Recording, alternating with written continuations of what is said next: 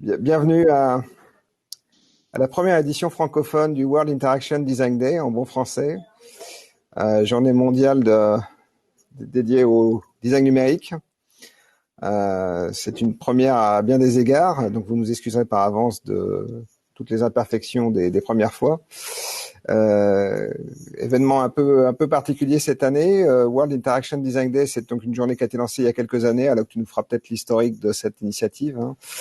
Oui. Par l'Interaction Design Association, première et plus importante association de designers dans le monde du numérique, en partenariat avec Adobe, l'éditeur de logiciels bien connu, et Cumulus, association d'écoles de design. Je suis Frédéric Degouzon, moi je suis plusieurs choses. Je suis d'abord directeur stratégie et recherche à l'école de design Atlantique, qui est un des membres historiques de Cumulus, l'association partenaire de l'événement, mais je suis aussi aujourd'hui surtout là pour vous parler d'XDA et de cette initiative francophone qu'on a lancée avec plusieurs chapitres. Je reviendrai là-dessus. Peut-être avant toute chose, je voudrais que Alok Nandi, qui a été président d'XDA, nous explique en 2 mots ce que c'est qu'XDA et puis nous explique un petit peu plus pourquoi cette journée mondiale de l'interaction design. Merci Frédéric. Bonjour à toutes et tous. Je prendrai quelques minutes pour situer XDA et le World Interaction Design Day. Il y a juste un petit check son. Est-ce que le son est bon? Je l'ai retrouvé. Ouais. Ok.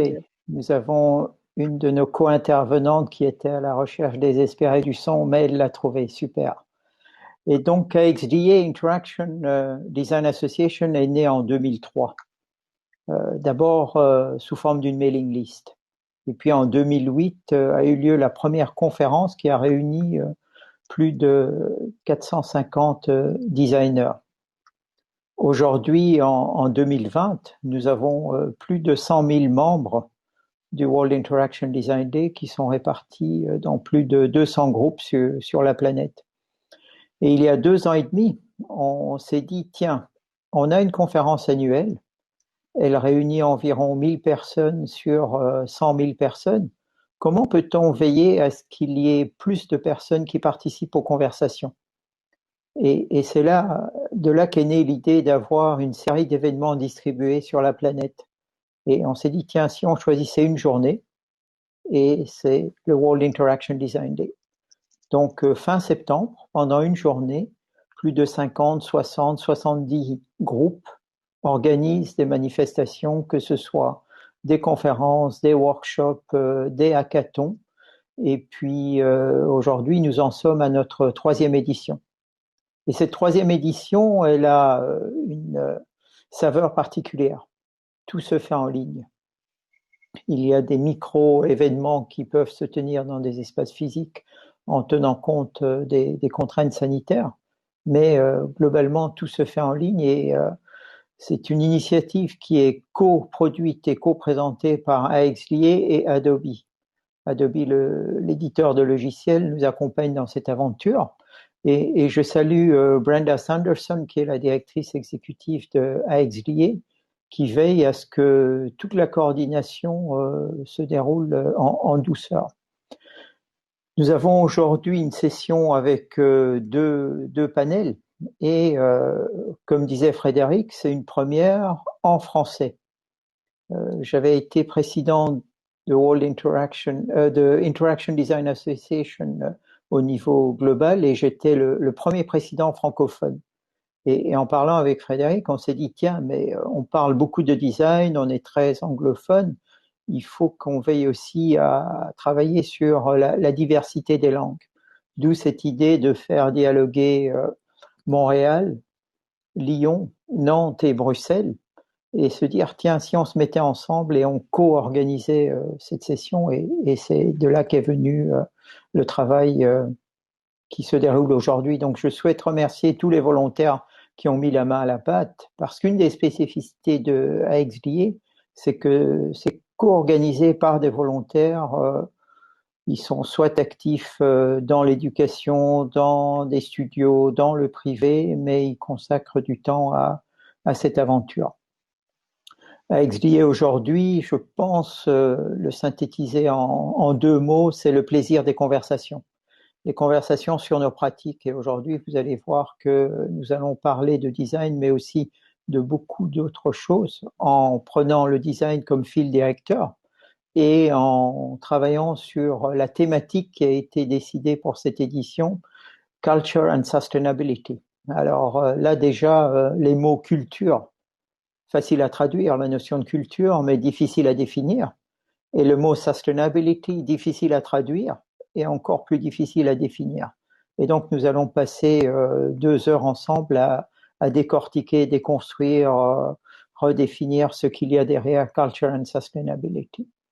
Frédéric, je te repasse le micro virtuel. Donc je remets le micro. J'espère que vous m'entendez bien là. Parce que j'ai changé de...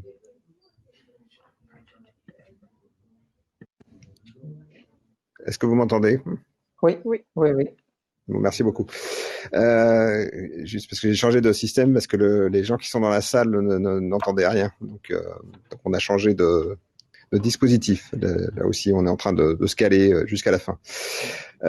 Juste 2 mots pour dire que comme je le disais, Cumulus, qui est la plus grande association d'écoles d'art, de design et de médias au monde, est partenaire de cet événement et est partenaire de l'IXDA de façon globale.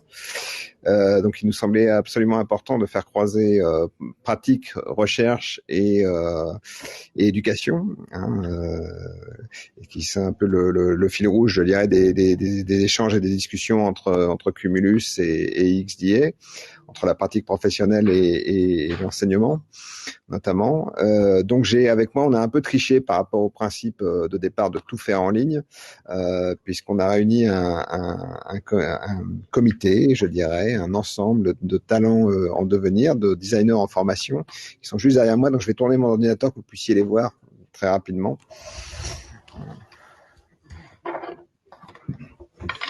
C'est bon, on voit bien? Non, voilà. Là, on voit 2 personnes et demie. Ouais, mais ils sont un petit peu plus que ça, en fait. Et j'ai plus de fil, après. Donc là, on voit les limites du digital, hein, le physique et le digital. Non, mais c'est les fils qui me limitent. Hein, voilà. C'était un peu improvisé, donc vous m'excuserez pour le mouvement de caméra. Mais le principe, c'est qu'il y a une quinzaine d'étudiants qui sont présents dans la salle et qui viendront poser des questions en fin de panel. Voilà, donc je vous propose qu'on ait une session un peu qui réagisse un peu à chaud à ce qui va être dit dans les panels à venir. Alors, comme disait Alok, en bon francophone, on a un peu trituré la thématique globale très anglo-saxonne qui nous était proposée, et puis on en a fait autre chose. Donc ce qui se traduit sur 2 panels qui vont se succéder là, 2 panels d'environ une grosseur, on va dire, avec les questions et réponses. On a 4 intervenants par panel. Hein. On a essayé d'avoir une diversité de points de vue, et voilà. Donc chaque panel sera animé par une personne qui était engagée dans l'organisation. Donc pour le premier panel, qui sera autour de la question du rôle du design dans les politiques publiques et la fabrique du consensus, autour notamment des dispositions environnementales, hein, qui était le sujet de départ. Et pour ce faire, on a 4 invités complémentaires. Charles-Pierre Astolfi, qui est secrétaire général du Conseil national du numérique, qui est un organisme qui dépend de l'État, qui regroupe un certain nombre de personnalités qui sont amenées à se positionner sur des sujets autour du numérique, puisque le numérique transforme la société et que c'est un sujet qui dépasse le périmètre d'un ministère ou d'un autre. Et notamment, le Conseil national du numérique a sorti très récemment un rapport sur le numérique et environnement, et donc ça me paraissait intéressant d'avoir leur avis sur ce sujet-là, enfin voir comment ce rapport s'était construit. On accueille également Estelle Harry, hein, qui a plusieurs casquettes et qui est aujourd'hui là sur sa casquette, je dirais, de design critique, puisqu'elle est à l'origine du collectif Design Friction, donc elle nous en parlera peut-être un petit peu plus. On reçoit également Lola Charpentier, qui a intégré récemment la direction interministérielle du numérique, donc qui travaille sur l'UX design des services numériques de l'État. Donc là aussi, vision de l'intérieur de comment ça se passe le design dans les institutions de l'État. Et puis Jessica Huneau, qui est designer à Montréal, qui a cofondé une agence qui s'appelle Meilleur Monde et qui nous donnera son expérience de designer autour de la question des services publics notamment. Voilà, ça c'est pour le premier panel. Et puis le deuxième panel suivra vers 17h30. Un panel sur un autre sujet, comportements sociaux et responsabilité du design, en quoi plutôt sur le versant cette fois-ci militant et activiste, et en quoi le design a un rôle à jouer sur ces aspects militants et activistes qu'on peut retrouver dans l'agora digitale. Voilà, donc avec là aussi 4 interventions assez différentes. On retrouvera en début de séance, parce qu'elle doit nous quitter un peu plus tôt, puisqu'ils ont un gros événement en même temps, Mélie Larocque, qui est co-présidente d'une association qui s'appelle les Designers Éthiques, qui réfléchissent qui échangent autour de la question de l'implication éthique des actions du design, et qui a un gros événement en ce moment qui s'appelle Ethics by Design, qui a démarré hier et qui dure encore jusqu'à demain, si ma mémoire est bonne. Voilà, donc Mélie nous fait le plaisir de venir passer un peu de temps avec nous, alors qu'elle est très très occupée par ailleurs. Je la remercie au passage.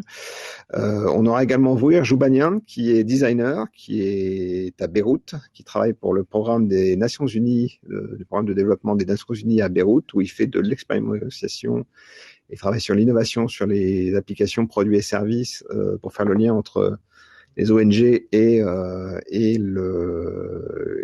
la population locale, dans un contexte politique qui est celui du Liban, qui est extrêmement perturbé. On aura également Stéphane Vial, qui est professeur à l'UQAM, à l'Université du Québec à Montréal, professeur en design, et qui est titulaire, qui vient d'être récemment nommé titulaire d'une chaire autour de la cybersanté mentale. Donc, je pense qu'il nous en dira quelques mots sur ce que c'est que la cybersanté mentale.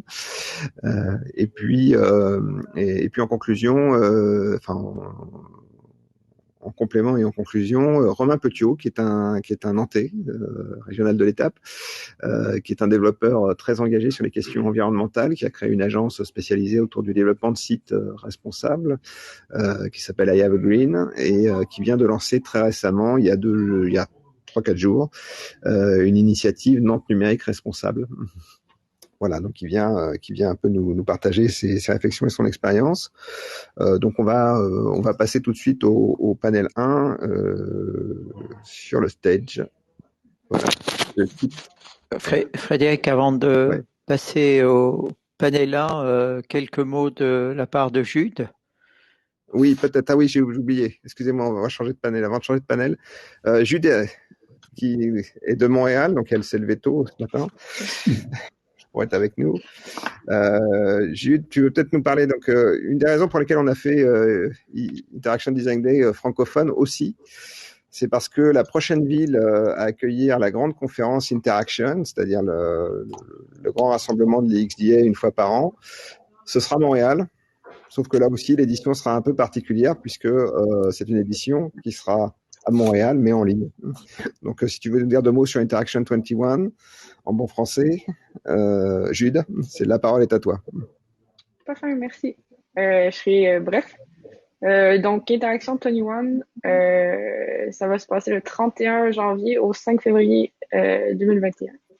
Moi, dans le fond, je suis liaison sur le comité organisationnel et j'ai eu la chance de révéler que ça allait être à Montréal cette année. Donc, c'est là qui arrive. Et j'ai aussi été une des personnes sur le comité de pivot pour transformer cette édition, dans le fond, considérant la situation actuelle en une conférence strictement en ligne. D'ailleurs, on utilise Conf aujourd'hui, c'est parce qu'on va utiliser ça pour EXD 21 et c'est le test run, donc pardonnez les petits accrochages. Donc, le thème de la conférence, c'est le design en temps périlleux. L'appel de proposition vient de se terminer. En grande primeur, vous allez savoir que nous avons reçu 373 soumissions de présentations, de conférences et de workshops.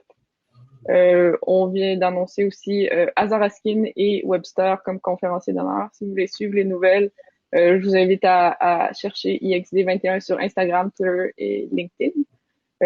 En même temps que la conférence, il y a aussi le défi design étudiant qui appelle les jeunes designers, dans le fond, à faire comme un design collectif. La deadline pour s'inscrire, c'est le 16 octobre. Le brief, c'est notre data et le bien-être global. Donc, comment pouvons-nous réaliser un mieux-être collectif grâce au pouvoir des data individuelles? Également, dans la semaine de la conférence IXD21, il y aura la 10e édition des Awards d'interaction. Les soumissions sont ouvertes jusqu'au 31 octobre, donc je vous invite à soumettre vos projets si les critères sont les suivants. Donc, le contexte humain et les opportunités sont bien considérés, le concept et les techniques sont bien maîtrisés et l'impact des innovations sont positifs. Finalement, il y a aussi le rassemblement des leaders locaux, donc qui crée comme cette communauté de design international avec tous les gens représentant leur région dans l'IXDE.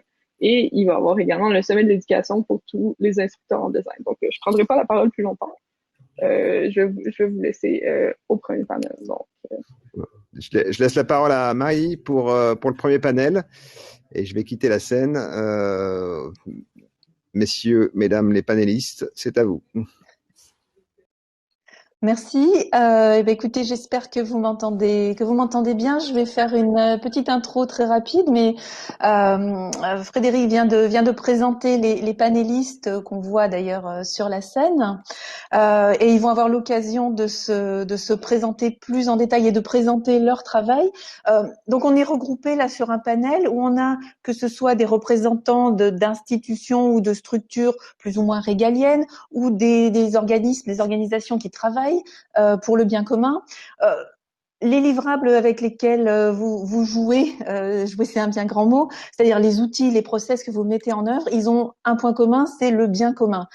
Et ça veut dire aussi une certaine vision d'une accessibilité à tout le monde, une certaine sobriété, on en parle de plus en plus, une forme de pérennité, soit technologique, soit réglementaire. Et vous allez nous dire dans la petite heure qui va nous regrouper comment vous intégrez tout ça dans vos outils, tous ces éléments de brief, l'accessibilité, la sobriété, la pérennité. C'est déjà un sacré brief en soi, mais en plus, on est dans un environnement volatile où beaucoup parlent de crowdsourcing, de participation citoyenne. On voit fleurir des méthodes de concertation, des méthodes de recherche du consensus. Et comme Frédéric le disait, c'est un axe intéressant pour voir aussi comment on joue avec la culture des gens pour lesquels on design des outils, des processus. Donc, on va tout de suite passer aux questions. Vous écoutez. J'aimerais, s'il vous plaît, que vous commenciez par vous présenter, nous décrire l'institution ou l'organisation que vous représentez, votre rôle, et puis surtout pour que ce soit plus concret pour les gens qui nous écoutent, qui se sont connectés, nous décrire un exemple de projet de service public où les designers ont été partie prenante du processus. Est-ce que, par exemple, Charles-Pierre pourrait commencer ? Avec plaisir. Bonjour à tous. J'espère que vous m'entendez bien. Moi, je m'appelle Charles-Pierre Astelfi, je suis le secrétaire général du Conseil national du numérique. Donc, rapidement, le Conseil national du numérique, c'est une instance qui a pour mission, une instance publique qui a pour mission de conseiller le gouvernement en matière de politique numérique. Donc, c'est des choses qui sont extrêmement larges. On peut parler d'accessibilité pour les personnes en situation de handicap, parler de travailleurs des plateformes, on peut parler d'empreinte environnementale du numérique. Tout un tas de sujets, on va revenir sur certains. C'est composé de 30 membres qui sont nommés par le ministre en charge du numérique pour un mandat de 2 ans. Puis une fois qu'ils ont été nommés, ils sont indépendants, ils racontent ce qu'ils veulent. Donc soit le gouvernement nous demande de travailler sur un sujet, soit on considère qu'un sujet est trop important pour ne pas en parler, et on va en parler quand même si on va être en désaccord avec le gouvernement. Donc parfois il y a ce genre de tensions qui peuvent exister, et je pense que c'est peut-être des points qui seront intéressants à aborder par la suite. Je vous ai donné quelques exemples de sujets sur lesquels on a travaillé. Chez nous, malheureusement, il n'y a pas de designer in-house. Donc ni parmi nos membres, ni parmi le secrétariat général qui est là pour appuyer le travail des membres. J'aimerais bien, on n'a jamais réussi à en recruter malheureusement, donc peut-être qu'un jour ça changera. Mais dans tous les cas, le design et globalement l'idée qu'on arrive avec un besoin pour le citoyen et l'utilisateur, et pas avec un service qu'on va designer autour de comment fonctionne déjà une administration.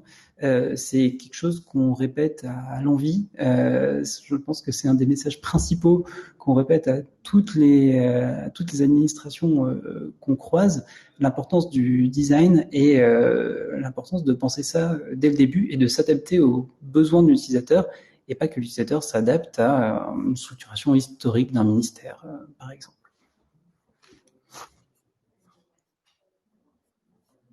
Je voulais pas prendre trop la parole. Oui, j'étais en train de réfléchir justement au fait qu'il n'y avait pas de designer in-house au Conseil national du numérique, et je pensais qu'on a Lola dans le panel. Donc, ça me semble une transition qui est assez sympa, parce que Lola, tu pourrais peut-être nous expliquer quel est ton rôle du coup. Ouais.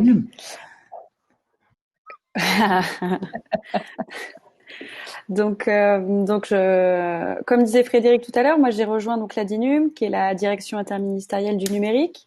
Donc c'est un service qui se trouve au sein du cabinet du Premier ministre et qui est en charge de la transformation numérique de l'État, que ce soit pour les citoyens ou pour les agents de la fonction publique.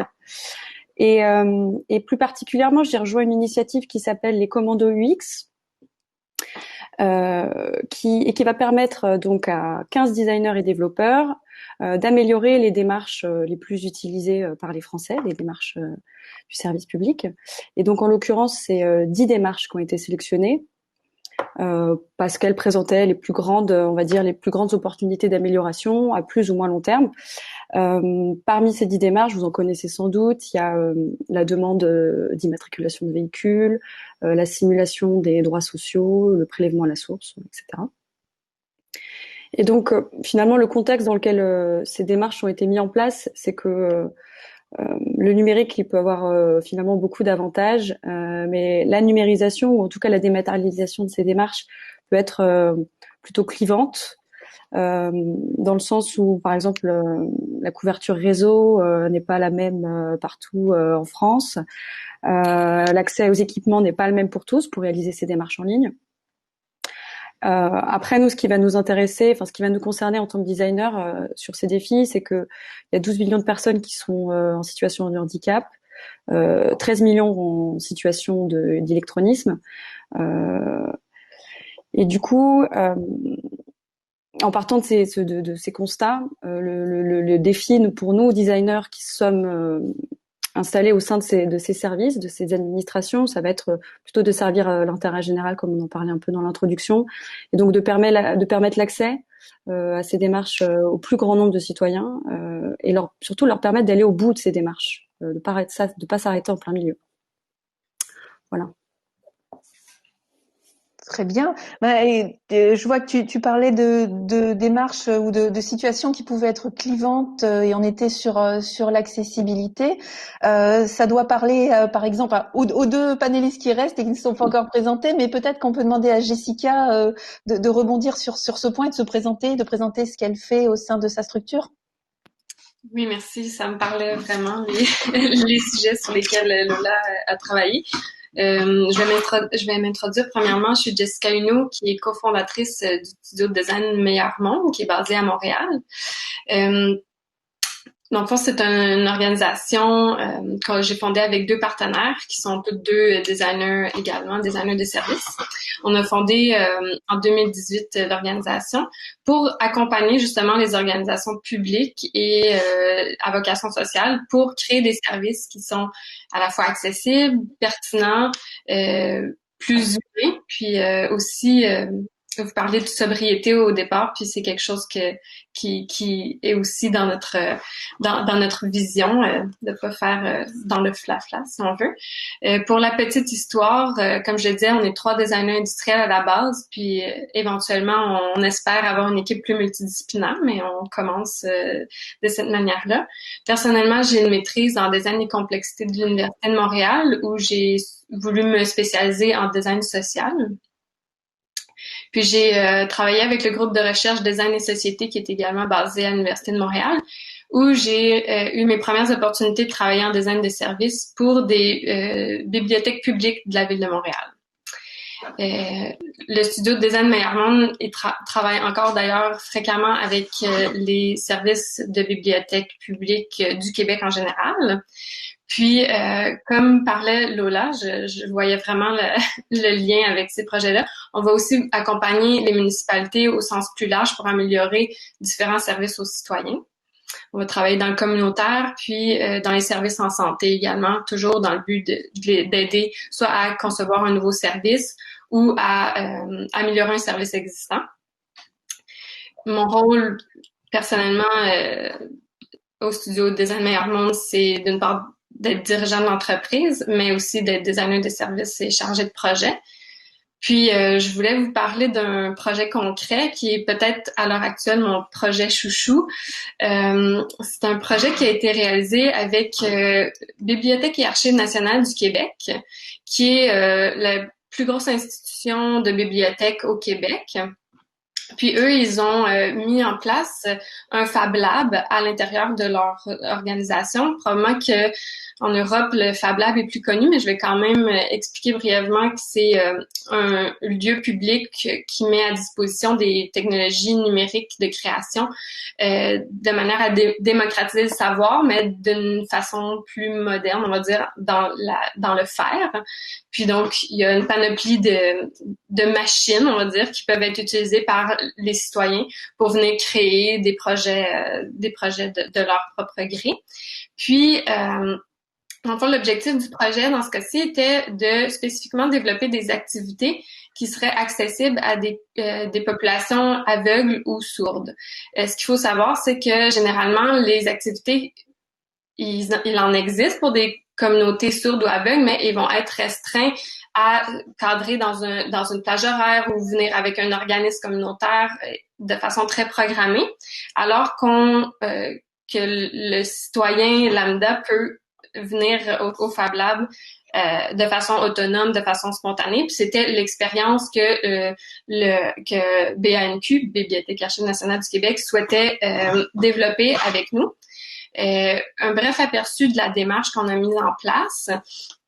Ben, nous, on essaie toujours de démarrer par des enquêtes sur le terrain quand même assez approfondies. Dans ce cas-ci, on a été faire des entretiens avec des organismes communautaires qui œuvrent auprès de ces clientèles-là, également des entretiens avec des usagers, des personnes sourdes et des personnes aveugles. Par la suite, après avoir vraiment bien compris, ou en tout cas le mieux possible compris les réalités de ces usagers-là, on a été en atelier de co-design avec les représentants des organismes qu'on avait rencontrés au préalable, également avec certains usagers étant des personnes sourdes ou des personnes aveugles, et on a greffé à ces équipes dans les ateliers de co-design également des employés du Fab Lab ou de la bibliothèque BANQ. Évidemment, l'objectif, dans un premier temps, était de définir quelles activités peuvent rejoindre ces populations-là, mais surtout, quelles dispositions peuvent être mises en place pour qu'ils se sentent vraiment outillés puis à l'aise de venir faire une activité de façon autonome au sein du Fab Lab. Puis, dans un second temps, il y avait l'objectif d'impliquer les employés dans ces ateliers de co-design-là pour les amener à s'imprégner de la réalité des usagers, des clientèles qui sont pas habitués de travailler avec. Après avoir fait tous ces entretiens, ces ateliers, on a été en conception d'un premier prototype de service. Donc, ce qui est peut-être particulier au design des services, c'est qu'on va pas simplement aller vers, par exemple, développer une interface numérique pour permettre aux personnes aveugles, par exemple, d'avoir accès à l'information. On va vraiment y aller à travers les différents canaux pour développer une expérience au fil du temps qui est vraiment optimisée. Donc, pour vous donner quelques exemples, on a développé des tutoriels qui sont adaptés pour chacune des clientèles. On a aussi développé des outils qui facilitent les interactions entre les techniciens du Fab Lab et les usagers en situation de handicap, parce que c'est pas nécessairement simple, par exemple, de communiquer, poser une question à une personne, étant une personne sourde à une personne qui ne comprend pas le langage des signes. On a développé un guide de savoir-être dédié aux techniciens. Puis, on a fait des recommandations justement sur les communications à mettre en place pour optimiser, rejoindre les usagers. On a fait des recommandations sur les aménagements à mettre en place, même si on va admettre qu'on n'est pas des experts dans ce champ-là. On fait une première couche, si on veut, qui exprime toute l'expérience à mettre en place. Puis ensuite, on a fait des tests. Donc, on a été avec nos usagers aveugles et sourds pour tester justement ce prototype de service-là.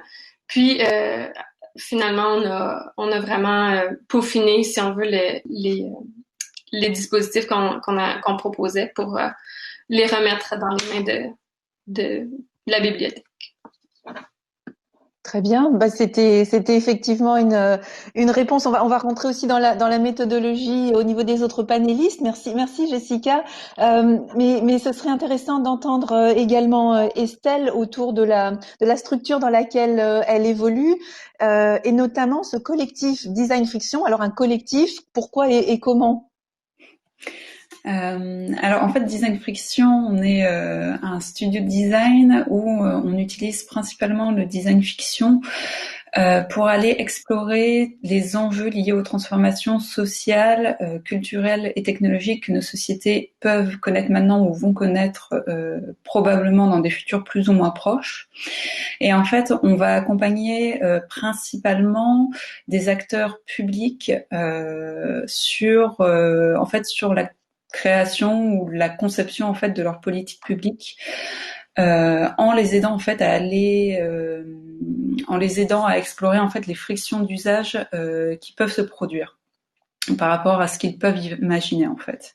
Donc généralement on fonctionne de façon ouverte et participative, c'est-à-dire que l'on va faire en sorte d'avoir les parties prenantes et les personnes impactées par ces politiques publiques qui dans nos process en fait de création. Et généralement, en fait, on va les faire intervenir dans l'idée de créer du débat et de la controverse sur ce qui peut être imaginé en fait par les acteurs publics.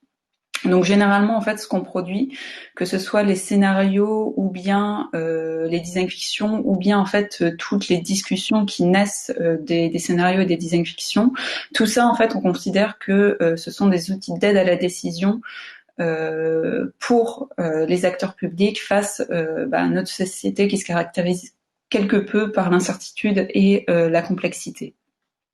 Alors si je donne un exemple un peu pour rendre la chose un peu plus concrète, parce que je pense que ça peut toujours être un peu abstrait quand j'explique les choses comme ça, je vais vous parler d'un projet qui s'appelle les règles du jeu de la rue connectée, qui s'est fait l'an dernier si je me trompe pas. Alors pour remettre un peu le contexte, c'est la Samoa qui était un porteur de projet pour en fait faire des expérimentations dans l'île de Nantes et dans les rues de l'île de Nantes. Donc un exemple, par exemple, ça serait d'expérimenter une rue où les lampadaires seraient dits intelligents, c'est-à-dire qu'ils réagiraient au fait qu'une personne traverse l'espace, notamment la nuit, par exemple. Donc typiquement en fait, avant de se lancer tête baissée en fait dans la création de ces espaces d'expérimentation, la Samoa en fait a fait tout un processus de co-construction et de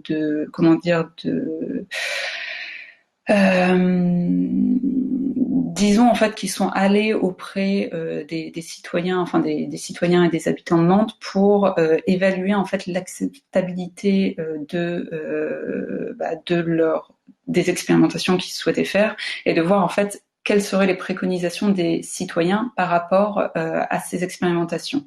Donc nous en fait au niveau du design de Design Friction, on est arrivé après qu'un atelier citoyen ait été fait pour que les citoyens puissent exprimer en fait leurs préconisations. Et nous, en fait, ce qu'on a fait, c'est vraiment de faire un crash test de ces recommandations. Et en fait, ce crash test, on l'a fait en créant des scénarios 5 ans, dans un horizon de 5 ans à peu près, où on est allé en fait creuser un peu toutes les frictions d'usage qui pourraient se produire par rapport aux différentes recommandations qui ont été formulées par les citoyens. Et donc si je prends en détail un scénario en particulier, il y en avait un qui était sur le recueil du consentement dans une rue équipée des fameux éclairages intelligents. Parce que c'est une expérimentation, en fait, le consentement a été considéré comme obligatoire par les citoyens pour pouvoir fonctionner, en fait, pour considérer que l'expérimentation soit éthique en fait en termes de déploiement. Et en fait, nous, ce qu'on a fait, c'est que dans notre scénario, on a imaginé que cette rue existait. Et que un panneau informatif était qui ressemblait un peu à un panneau de travaux, vous savez, un truc jaune assez visible et qui interpelle tout de suite. En fait, ce panneau indiquait clairement que le consentement, à partir du moment où on entrait dans la rue, le consentement était donné, et que si la personne ne souhaitait pas être soumise entre guillemets à la rue connectée, il y avait un détour en fait à faire. Et en fait, à partir d'un scénario qui peut paraître assez simple, les discussions ont été assez riches. C'est-à-dire que on a eu une palette d'expressions et d'opinions assez variées. C'est-à-dire que certaines personnes étaient totalement pour cette solution. C'est-à-dire qu'ils ne voyaient aucun problème à ce qu'il y ait un détour qui soit fait ou un contournement de la zone connectée qui soit fait pour les personnes qui ne souhaitaient pas donner leur consentement. Alors que d'autres trouvaient ça plutôt problématique et qu'ils considéraient que en soi, si reconnecté il y a, n'importe qui peut y passer sans avoir à être scanné entre guillemets, si je puis dire, par les objets intelligents qui la peuplent.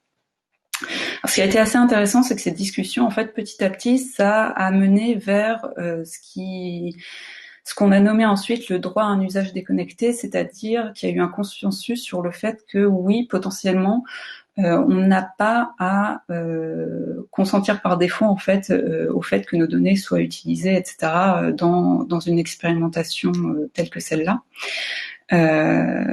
Alors là, je vous ai fait qu'un seul exemple. Il y avait 4 ou 5 scénarios au total. Ce qui est assez intéressant, c'est que toutes les discussions qui ont émergé, on les a compilées dans un livret, et ce livret en fait a été ensuite revu par les parties prenantes en prenant 3, on va dire, critères pour évaluer les différentes préconisations des citoyens. Forcément la conformité au RGPD et à la loi pour une république numérique, ce qui paraît assez logique, la faisabilité opérationnelle et enfin la pertinence et cohérence par rapport aux objectifs initiaux de la SAMOA. Et donc typiquement, si je continue sur le droit à un usage déconnecté, malheureusement en fait il a été mis de côté parce que d'un point de vue faisabilité opérationnelle, c'est a priori assez difficile à mettre en place. Donc là, je vous ai juste expliqué un peu tout le cheminement de A à Z d'un de nos projets. Mais c'est parfait. Et on voit là, tu nous parles de 3 critères. Les processus de design de services publics, ils ont un côté à la fois empirique parce qu'aucune situation n'est complètement retransposable à une autre, et c'est bien tout ce qui en fait tout l'intérêt. Mais quand même, on voit qu'on a de plus en plus de travail dans cette dimension, et c'est quand même intéressant de se constituer un référentiel, d'essayer d'apprendre voilà des méthodes, des méthodologies qui se construisent. Donc j'avais pensé vous interroger les uns et les autres, alors en tenant compte de vos positions particulières sur ce type de référentiel, sur la façon dont l'approche est plus ou moins, suit plus ou moins une méthodologie, des guidelines, et du coup, si le fait d'avoir ces guidelines ou pas, ça génère des failles on est dans la fabrique du consensus. Est-ce que quand on applique un peu une recette, on se dit tiens, on a fait comme ça, là il faut qu'on reprenne telle ou telle méthodologie ou pas? Vous avez identifié des failles. Et je voulais en profiter pour rebondir sur la position particulière de Charles Pierre, puisque et Frédéric y a fait allusion, il y a eu la publication de ce rapport sur les normes environnementales. On voit qu'il y a là pour le coup le consensus est pour l'instant assez difficile à trouver. Est-ce que ce document sert aussi de référentiel? Comment est-ce qu'on transforme un document comme ça en quelque chose d'actionnable par les designers? Alors c'est pas une question facile. Peut-être juste avant de parler d'environnement, que je vous explique comment on crée une feuille de route comme ça, c'est quoi la méthodologie du CNUM pour essayer de construire du consensus sur des sujets numériques et ensuite en tirer des recommandations. Donc nous, l'enjeu, pour cette feuille de route, ça a été de faire de la prospective. Donc, de dire vers quoi on devrait aller et quels objectifs on devrait se donner. Parfois, on travaille sur des choses beaucoup plus précises. On sait déjà l'objectif et on se demande comment on va le faire. Là, on se demande quel est l'objectif. Et donc, pour ça, la méthode OCNUM qui s'est développée depuis sa création, c'est de faire énormément d'auditions, de consultations d'experts, mais aussi de consultations citoyennes, le moins possible à Paris, évidemment, parce qu'on est assez rapidement, on reste rapidement dans cet entre-soi, là. Sur le sujet de l'environnement, donc nous, numérique et environnement, la partie numérique on connaît, la partie environnement on connaît moins, d'aller parler à des gens qui connaissent l'environnement, mais qui ne connaissent pas forcément les enjeux numériques, et de les faire se parler ensemble. Donc nous, on a fait le tour des administrations concernées, le ministère de l'Environnement. On est allé voir aussi France Nature Environnement, Halte à l'obsolescence programmée, donc des associations plutôt d'intérêt citoyen. On a vu des associations professionnelles, on a vu des syndicats comme le MEDEF. Voilà, on a essayé de faire le plus large possible et de faire une sorte de cartographie des points, des points et des limites de chacun, et de ce qui était commun. Alors, il s'avère que sur les objectifs, c'est à peu près commun pour tout le monde. Évidemment, sur les recommandations et les façons de faire, c'est pas forcément le cas, quoique parfois on a eu des surprises. Et la feuille de route qu'on propose, c'est pas une liste à la Prévert de ce que chacun nous a dit, ça serait pas très intéressant et ça serait même très incohérent, mais c'est la vision du CNUM suite à toutes ces discussions qu'on a eues sur une politique cohérente et assez long terme sur comment diminuer l'empreinte environnementale du numérique et comment utiliser le numérique pour la transition environnementale. Donc ça a été ça notre méthode, et c'est un peu la méthode qu'on utilise pour la majorité des autres sujets qu'on traite. Marie, tu parlais de guidelines aussi tout à l'heure. Nous, on voit quand même beaucoup d'administrations qui sont très différentes, qui n'ont pas l'habitude de se parler, qui n'ont pas forcément vocation à se parler, parce que quand on travaille sur l'accessibilité ou sur l'identité numérique, sur l'éco-conception, évidemment, il y a des ponts, mais c'est pas forcément les plus naturels et c'est pas des gens qui se parlent au jour le jour. Et du coup, nous, on a la chance de pouvoir en même temps voir tous ces gens-là. Donc, peut-être que je retiens, moi, quelques éléments de recette. Alors, j'ai pas la recette complète, mais j'ai quelques éléments qui font que le développement d'un service numérique a de bonnes chances de marcher. D'abord, nous, on arrive évidemment avec un prisme, le prisme de faire le plus d'open data possible, d'essayer de faire émerger des communs, de faire de la gouvernance ouverte. Donc ça, on est accueilli à plus ou moins bras ouverts. Je suppose que d'autres, comme la DINUM, pour pas les citer, doivent avoir, ou la DITP, doivent avoir des expériences similaires. Et moi, ce que je vois qui est vraiment nécessaire, c'est d'embarquer, et donc c'est d'embarquer le plus tôt possible le top management. Donc, si possible, un ministre. Si c'est pas possible, son cabinet. Si c'est pas possible, le directeur de l'administration concernée. Je sais pas, le directeur général du travail, le secrétaire général du développement durable, ce genre de personnes, des gens qui ont ce pouvoir-là. Si on n'a pas au sein de l'administration, si on n'a pas la validation de gens tout en haut, il y a 50 000 raisons pour que ça ne marche pas. Mais à côté de ça, faut aussi se mettre dans la poche tout un tas de personnes qui n'ont pas, qui ont un pouvoir de nuisance, mais qui n'ont pas forcément un intérêt pour que ça réussisse. Des gens qui vont juste pas forcément comprendre le sujet, mais qui peuvent vous bloquer à tout moment, parce que c'est eux qui attribuent les budgets, ils comprennent pas le sujet, et du coup, vous passez en priorité très faible, parce qu'évidemment, ils vont attribuer des budgets aux sujets qu'ils comprennent. Donc ça, il y a aussi au sein de l'administration, mais c'est le cas dans un grand groupe aussi, hein, un certain nombre de personnes qu'il faut repérer, et à qui il faut aller parler, et qu'il faut aller convaincre. Une fois qu'on a ça, c'est toujours pas suffisant. Il faut des utilisateurs. Il faut créer ce moment qui est très très douloureux. Et je sais que la DITP, la DINUM travaille dessus, mais un moment qui parfois est très douloureux de faire se rencontrer des utilisateurs et des agents de l'administration, des agents publics, pour que les utilisateurs puissent parler des problèmes qu'ils ont. En général, c'est pas très dur de les faire parler. Les agents publics, en général, d'ailleurs, s'en rendent compte et de faire émerger quelque chose de positif à partir de ça. Ça, c'est toute la difficulté, et d'avoir évidemment des boucles de décision assez courtes où ça ne prenne pas 7 niveaux hiérarchiques pour remonter au ministre ou au directeur. Ça, c'est vraiment le minimum pour avoir une chance que ça réussisse, et c'est déjà pas si simple que ça. Et donc, moi, nous, ce qu'on retient au CNUM, évidemment, on ne fait pas du design du service lui-même. Par contre, on veut influer sur le design de la décision politique. On veut pouvoir, la question qu'on se pose, notre enjeu pour nous, c'est comment designer la décision politique, comment créer des conditions pour qu'elle soit bonne, qu'elle soit légitime, et si possible, qu'elle soit la plus transparente possible. Il nous appartient pas de faire le design je sais pas quel service que citait Lola tout à l'heure. Ça sera aux différentes administrations de le faire, ce sera à la puissance publique. Mais par contre, nous, on veut créer les meilleures conditions possibles pour que on fasse quelque chose d'utile et de pertinent.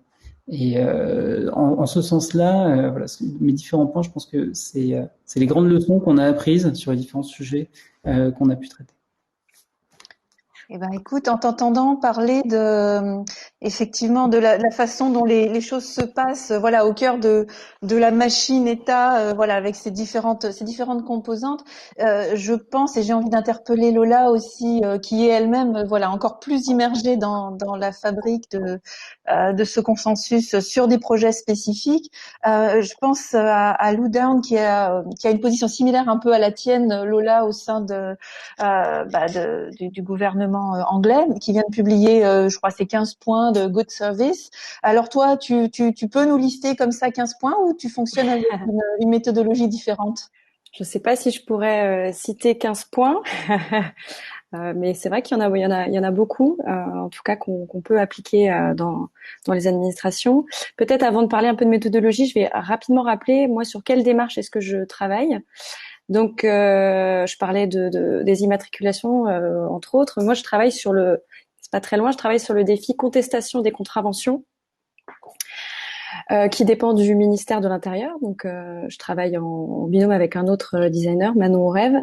Et donc, on est en relation avec deux administrations gouvernementales qui sont l'ANTAI et le CNT. Je vais rapidement un peu rappeler juste les enjeux de quelques enjeux de travail sur cette démarche. Donc déjà, ça va être de fluidifier un peu l'expérience de contestation, d'inviter les utilisateurs à la réaliser en ligne.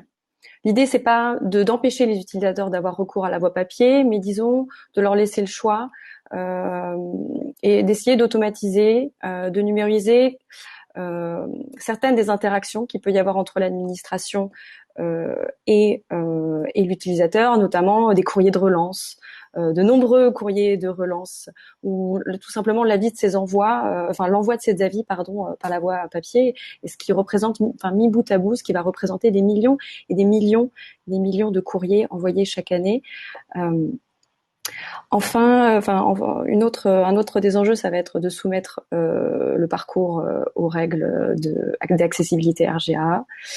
Et enfin, un autre des enjeux moi, j'ai le sentiment que c'est un des enjeux qui est principal, ça va être de rendre compréhensible tout le vocabulaire autour d'une démarche en l'occurrence celle-ci, la démarche de contestation, puisque quand on est en infraction, je ne sais pas si vous avez déjà reçu des avis de contravention chez vous, mais quand on rentre dans ce processus d'infraction ou de contestation, on va rentrer dans une chaîne pénale qui est lourde, avec un vocabulaire juridique qui est parfois très difficile à comprendre. Donc il y a une vraie volonté de pouvoir un petit peu simplifier ce vocabulaire tout en respectant le code pénal, la juridiction, et puis garantir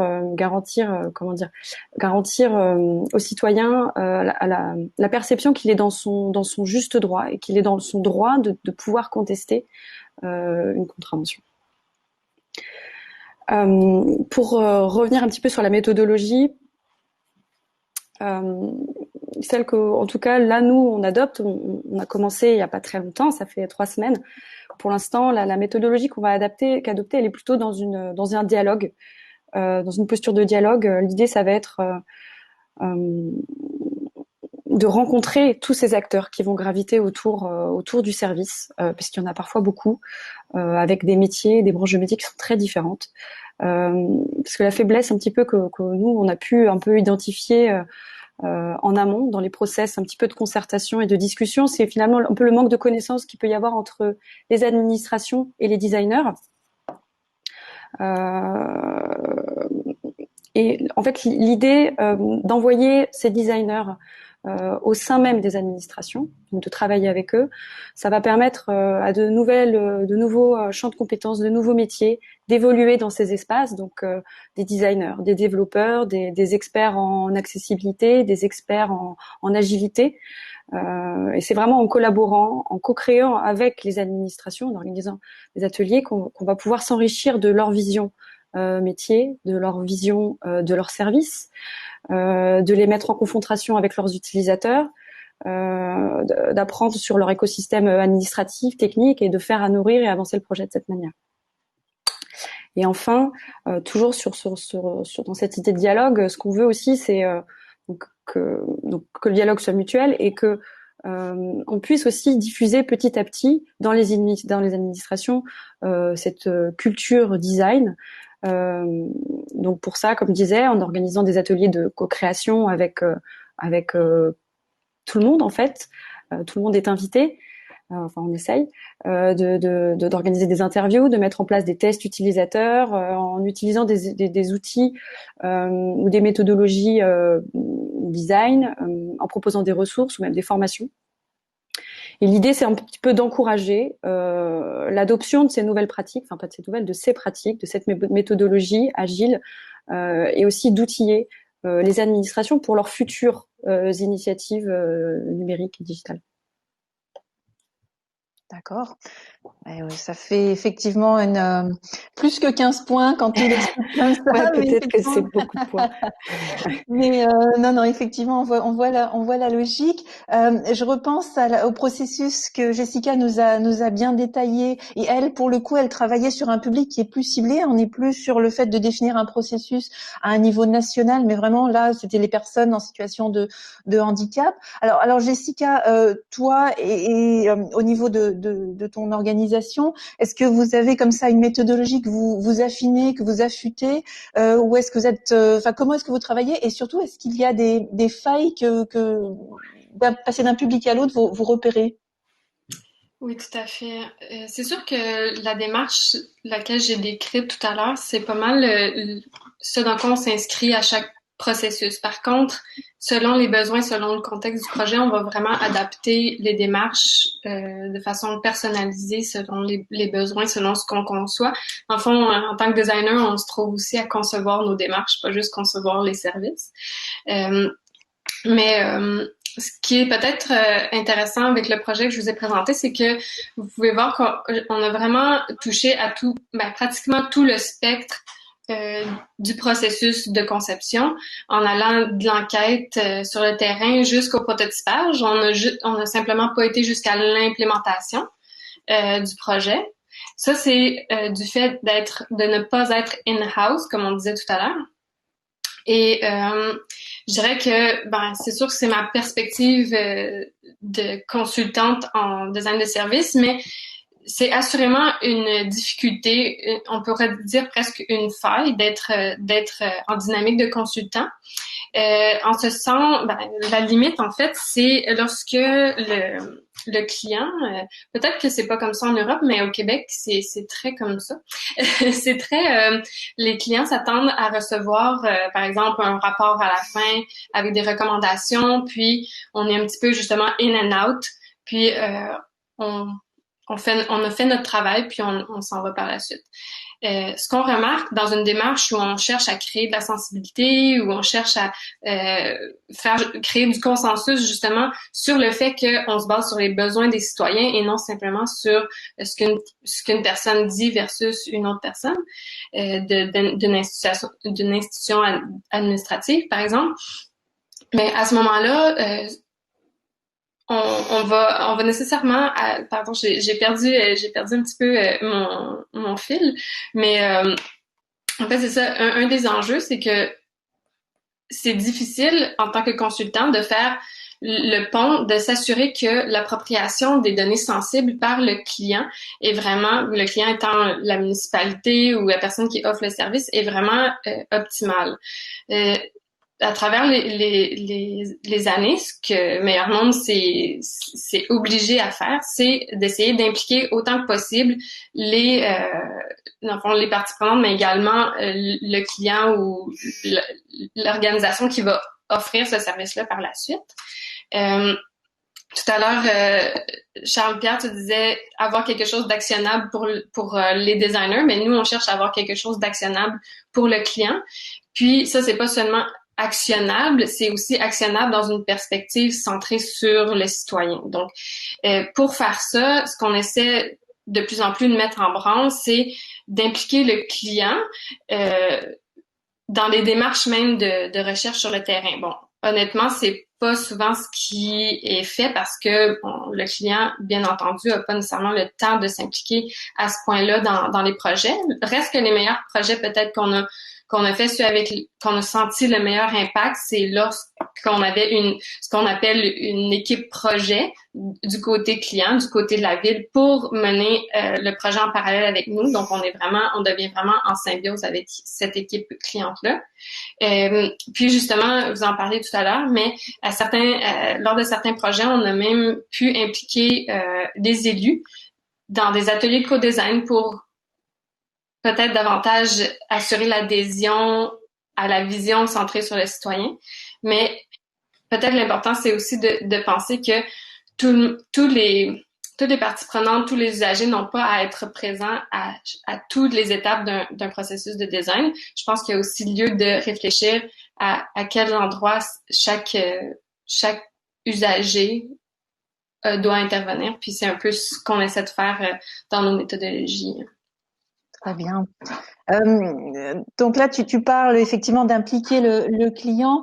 Je repense à ce que nous disait Estelle avec voilà l'histoire de la Samoa qui avait un projet d'aménagement de la rue et tout d'un coup on travaille pour un décideur politique qui a entendu parler, enfin on le suppose, du RGPD, qui se dit ok, recueil du consentement. Toi tu arrives, tu as un brief, mais est-ce que dans ta méthodologie tu inclus aussi le fait que ton donneur d'ordre il a cette dimension politique qui peut quelquefois peut-être rêver les personnages du citoyen? Comment est-ce que tu prends ça en compte dans ton approche de travail pour que vraiment le produit de ton service soit consensuel ou soit acceptable par les usagers? En fait, je dirais qu'il y a toujours un premier travail à faire avec nos clients, si je puis dire, c'est que il y a un travail de déconstruction à faire avec eux, en fait, de tous les préjugés qu'ils peuvent avoir en tête. Alors quand je dis préjugés, c'est pas forcément dans un sens négatif, mais on a forcément tout à chacun des images un peu préconçues de quels sont nos usagers, comment est-ce que les choses doivent être, etc. Comment est-ce qu'ils utilisent les technologies. Ça, en fait, il y a toujours un travail de déconstruction que l'on fait faire un peu on va dire tabula rasa entre guillemets d'une situation, si je puis dire. Après, en fait, ce qui est un peu particulier aussi dans ce qu'on fait, c'est que comme on produit notamment des scénarios spéculatifs et critiques, on n'est pas forcément dans du livrable d'un service ou d'un produit à utiliser pour des usagers en particulier. Nous, on agit vraiment plus en amont sur comment est-ce que une situation peut évoluer? Quels sont les usages qui pourraient émerger? Comment est-ce que cela pourrait se traduire dans des produits, des services, des objets? Mais pour autant, en fait, on ne va pas être là à dire que il faut produire ces objets, il faut produire ces services.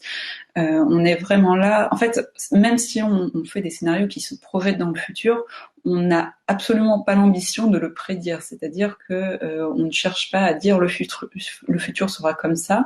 On est vraiment là à voir ce qui peut se faire et comment est-ce que en voyant et en déconstruisant un peu des futurs possibles, ça peut nourrir la réflexion présente et conduire vers une décision plutôt qu'une autre. En prenant en particulier peut-être la notion de désirabilité de ce futur par rapport à la communauté. Et du coup, ça m'amène un peu à un point qui me paraît toujours critique dans des projets de design fiction, tout du moins comme nous on le fait, c'est-à-dire assez participatif, c'est celui de la représentativité en fait des personnes qui viennent à nos ateliers. Typiquement, si je reprends le projet précédent, en soi, l'atelier avait eu lieu en semaine sur un après-midi, si je me souviens bien. En semaine, un après-midi, c'est pas tout le monde en fait qui peut se déplacer. À partir de là, ça pose quand même une question de biais dans les personnes qui vont être présentes. Après, je pense qu'il y a aussi d'autres problèmes un peu plus plus liés au médium en fait des ateliers. En fait, on a souvent un problème un peu avec les approches prêtes à l'emploi d'ateliers qui se disent de design fiction en ce moment. Ou regardez, on vous propose une méthode qui est déjà faite et à la fin vous allez avoir un résultat. Pour moi, ça me paraît toujours particulièrement problématique parce que en fonction des publics que l'on a, ce qu'on a imaginé comme moyen d'animer l'atelier va fonctionner ou non. Typiquement, si je prends un public entre guillemets un peu particulier, imaginons qu'on fasse un atelier avec des personnes immigrées qui vont avoir une maîtrise de la langue française à l'oral mais pas à l'écrit. Si tous les assets de l'atelier sont des médiums où il est nécessaire d'écrire, ça ne va pas marcher. Ça paraît assez logique, mais si on n'y pense pas avant, il n'y a pas de miracle en fait. Du coup, je pense aussi, donc par rapport à ces deux points, je pense que un point qui est assez sur lequel il faut avoir pas mal d'attention, c'est celui de l'inclusion en fait des approches que l'on peut avoir, c'est-à-dire qui peut participer et qui a les moyens de participer. Et je pense que c'est important de l'ouvrir autant que possible afin de multiplier les perspectives qui sont exprimées lors de nos projets, parce que en fait ça permet juste d'avoir une meilleure compréhension des enjeux, etc., qui peuvent avoir lieu sur des évolutions sociétales dans leur ensemble. Et aussi, je pense qu'il y a un autre point qui est très important à avoir en tête, c'est le fait que lorsque l'on crée un débat, il ne faut pas forcément avoir envie d'arriver à un consensus à la fin, parce qu'à partir de là, on crée forcément un biais dans la façon dont on va créer et amener le débat. C'est-à-dire que si à la fin d'un de nos projets, au final, personne n'est d'accord, c'est pas forcément grave. Notamment lorsqu'on est face à des enjeux qui demandent beaucoup de temps en fait à être, j'allais dire, digérés, intégrés et puis aussi à pouvoir formuler en fait une décision. D'accord. Eh ben, on parlait effectivement de temps pour le développement de ces projets. Nous, du temps, on arrive au bout voilà du créneau. Alors, on va conclure. Je vais juste vous demander à tous les quatre un mot, un concept sur ce que représente un KPI pour bien parler français, comme disait Frédéric. Un projet de design de service qui fonctionne bien en termes de concertation, de consensus. Voilà, un mot, un concept. pour livrer ça à nos étudiants et les faire rebondir parce qu'ils vont enchaîner. Charles Pierre. Eh ben, très bien. Moi, je vais reprendre des concepts qui ont été dits. C'est des concepts d'inclusion, d'accessibilité, de sobriété. Parfois, on a l'impression de prêcher dans le désert quand on en parle. Donc, je suis très content d'en avoir entendu parler pendant cette table ronde. Et un service qui est accessible, en général, il est sobre. Et en général, il est inclusif aussi. Donc, il y a un peu tout qui va ensemble. Donc ça, c'est quelque chose d'absolument crucial. Et je pense que c'est un point qui est important à retenir. Parfait. Lola? Lola est gelée. Jessica, on va revenir vers toi, Lola. Ouais, on enchaîne sur Jessica? Ça marche. J'aurais été peut-être malheureusement dans le même sens que Charles Pierre, en ce sens que l'accessibilité universelle à l'heure actuelle, c'est vraiment peut-être en tout cas ce qui nous drive dans nos conceptions. C'est sûr qu'en tant que consultant, on a du mal à être capable de percevoir l'impact qu'on peut avoir sur les projets qui ne sont pas nécessairement les nôtres, mais peut-être que sur un penchant plus interne, on va dire que le sentiment d'avoir le meilleur impact possible, notre indicateur, ça reste très organique, mais c'est peut-être la sensation ou la capacité de notre client à justement implanter un projet qui va être centré sur les besoins des citoyens. Ok, Lola, tu es dégelée? Oui, je m'étais mise en mute en fait.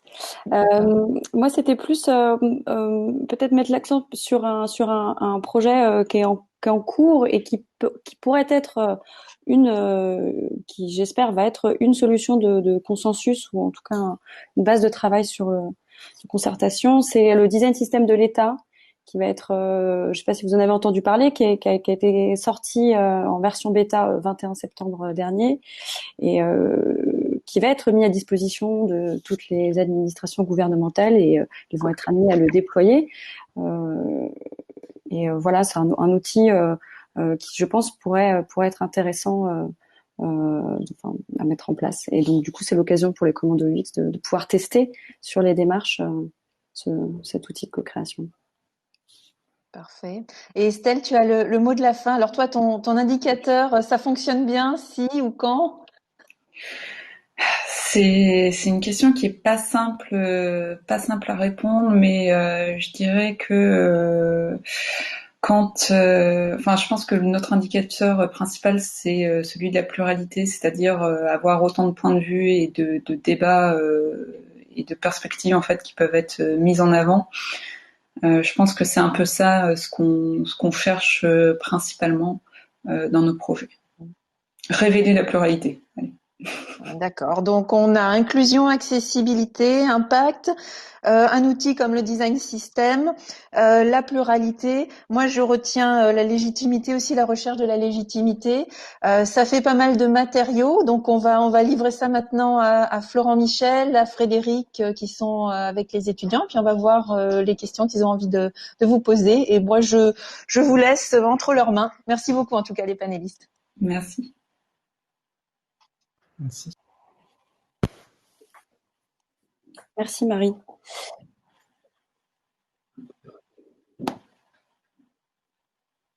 Florent?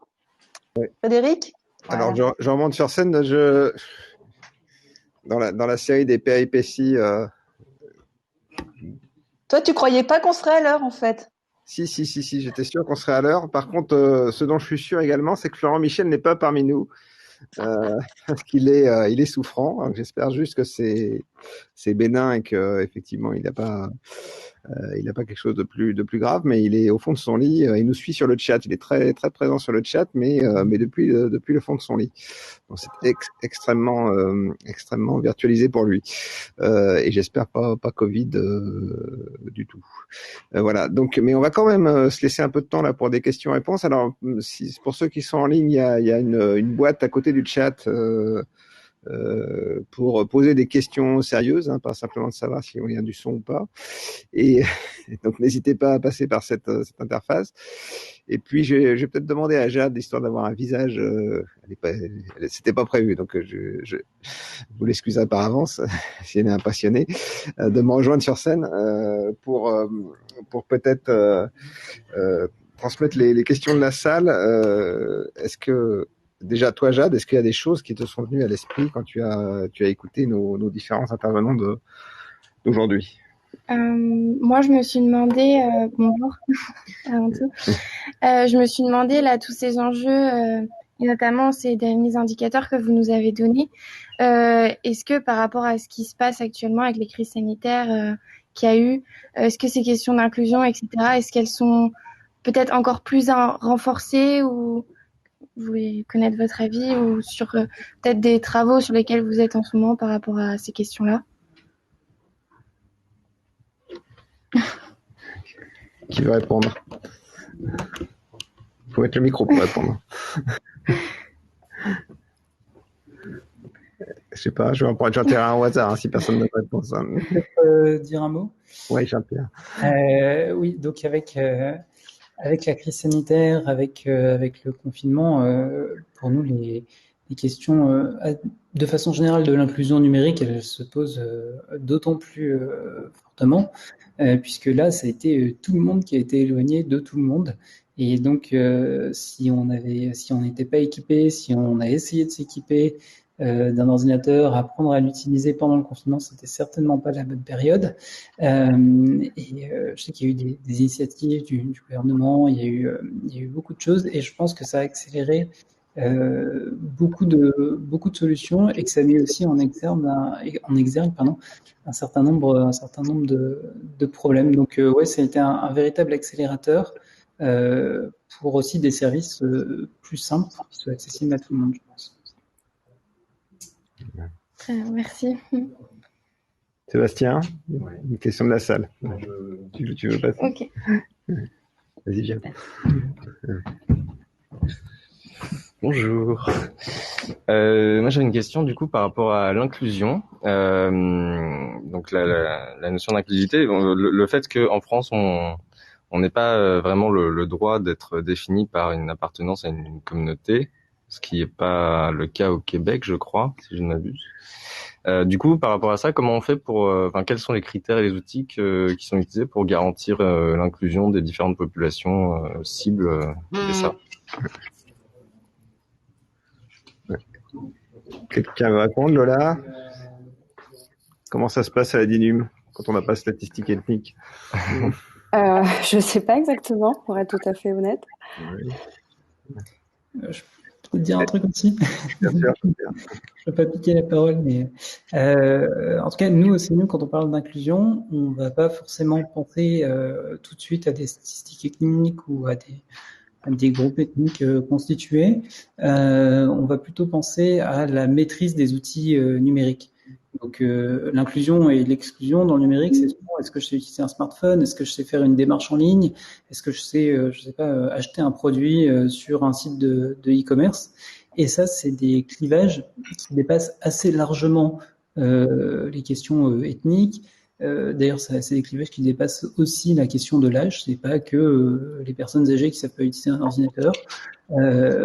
Ça dépasse les questions de résidence urbaine ou pas urbaine. C'est vraiment sa propre ligne de fracture qu'on peut en général pas trop rapprocher d'une autre plus classique, en tout cas de mon expérience. Estelle, tu as peut-être envie de réagir sur cette question-là?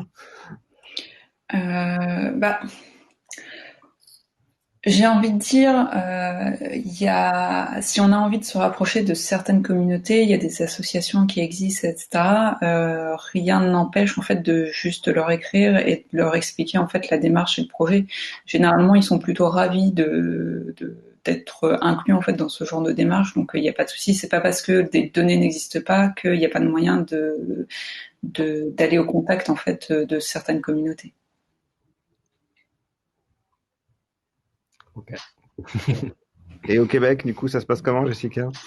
J'irais dans le même sens qu'Estelle. En fait, c'est pour nous, je sais pas en fait s'il y a ces réglementations-là, mais honnêtement, c'est parce que on n'a jamais ressenti vraiment le besoin de s'y confronter parce que je dirais qu'un des atouts absolus si on fait une démarche centrée sur les citoyens, c'est de passer justement par des organisations qui sont déjà très connaissants, très bien ancrés dans le milieu.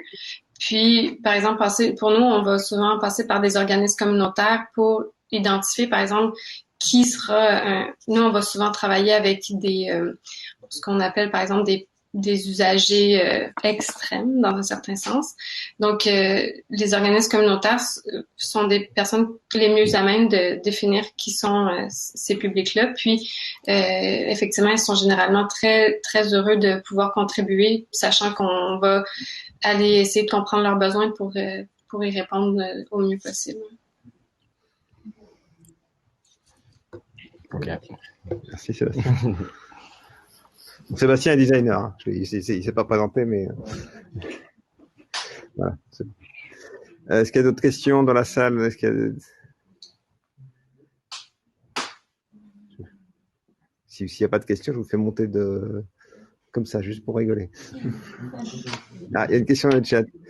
Selon vous, quelle est la maturité des clients publics sur ces sujets de démarche design au niveau de l'État et à l'échelle locale? Voilà. Qui veut répondre? Jessica, peut-être d'abord, comment ça se passe? Au Québec, c'est extrêmement variable. Je dirais qu'au Canada, c'est beaucoup plus assumé et mieux compris ces démarches centrées sur l'humain, inclusives. À Montréal, il y a eu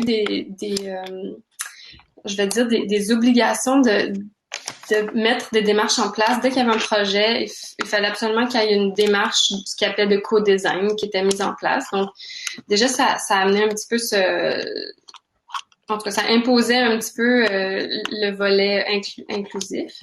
Mais je dirais qu'au niveau québécois, parce que la province du Québec, c'est encore très peu connu, très peu fréquent, disons, d'avoir des démarches qui sont aussi inclusives.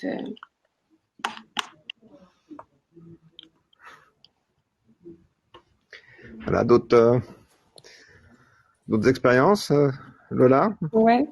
Moi, ce que je peux dire sur cette question, c'est que toujours autour de ce projet Commando UX, c'est que, par exemple, les démarches qui ont été sélectionnées pour être améliorées, pour être prises en main par les designers, elles ont été sélectionnées parce qu'il y a eu un appel d'offres lancé par la DINUM aux administrations, et c'est les administrations mêmes qui ont postulé pour proposer leur démarche. Donc, je pense que c'est aussi qu'il y a une envie de la part des ministères de confronter leur démarche avec des démarches design, enfin avec des méthodes design et avec les utilisateurs. Donc, je pense que ça varie effectivement en fonction des services et des ministères. Estelle, de ton expérience design friction et puis de tes autres expériences peut-être aussi? En fait, je rejoins Lola et Jessica. C'est en fait la maturité des clients, ça dépend vraiment de qui on a en face de nous en fait. C'est-à-dire que il y a certaines administrations qui vont être quand même assez en avance, qui vont avoir intégré déjà des designers en interne, etc., ou alors qui vont avoir la culture de travailler avec des studios, des agences de design assez naturellement, alors qu'il y en a d'autres, le design ils viennent de le découvrir. Donc en fait, il n'y a pas forcément une règle générale, loin de là. Après, c'est sûr que c'est en train de se développer. Peut-être qu'en région, c'est peut-être plus développé qu'en administration centrale. Je suis pas totalement sûre de ce que je viens de dire là, mais c'est pas impossible que ça soit un peu plus développé de façon régionale.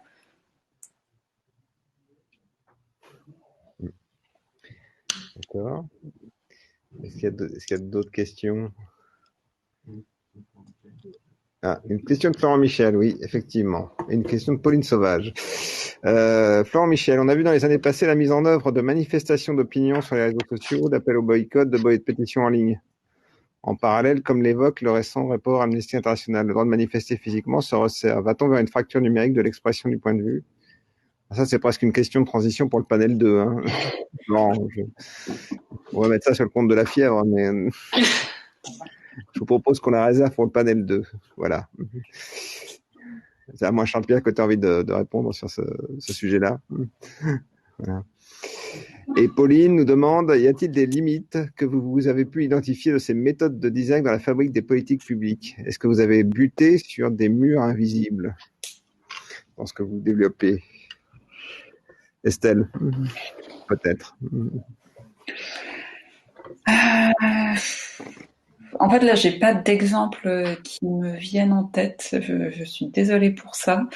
Par contre, je pense qu'il y a un élément qui est important à avoir en tête, c'est que le design ne peut pas tout non plus. C'est pas la solution magique qui va résoudre tous les problèmes. À un moment, les designers savent faire des choses et peuvent faire beaucoup de choses, mais je pense que dans certains cas, c'est pas forcément. Une approche de design n'est pas forcément. Pertinente en fait, tout simplement. Mais là, j'avoue que j'ai pas d'exemple qui me viennent en tête, donc voilà, désolée. Ouais. Jessica, peut-être, par rapport au contexte. Oui, mais pour ce qui est des limites, là, j'abondais aussi avec Estelle tout à l'heure pour ce qui est de la représentativité des usagers, mais outre ça, ce que ça me faisait penser, des projets de design avec des organisations publiques, ça serait peut-être au niveau de l'agilité de l'organisation.